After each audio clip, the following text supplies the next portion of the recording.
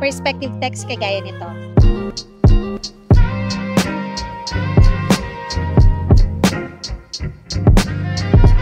Tara sa CapCut.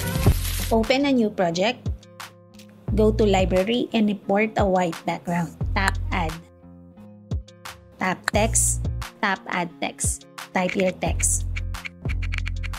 Go to Styles. At pili muna tayo ng color. Tap Fonts. And choose a font. Balik tayo sa Styles. And add stroke.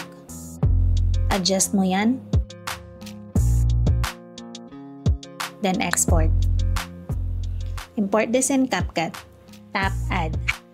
Tap Effects. Video Effects. And look for Player 3. Select. Tap again to adjust the effects. Adjust the glow. Kung mapapansin nyo, may player icon dyan. To remove the player icon, scroll down. Adjust natin ang texture. At i-adjust na rin natin ang rotate for the perspective effect. Tap Tick. So magkakaroon ka dyan ng video effect. Adjust natin yan to align with the main track. Then, export. Import ulit natin yan. And then export. Go to your project and add the exported clip as an overlay. Tap Overlay.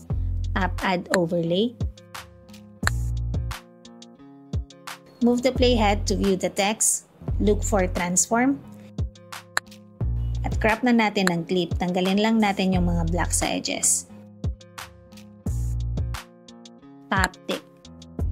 Tap Back. Then go to Remove BJ. Select Chroma Key.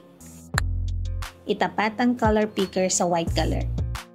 And adjust the intensity. Tap Tick. Trim natin ang unahan. Trim na rin natin ang main clip. And that's it. My today's story. Oh, simple na yan ha. Okay, bye.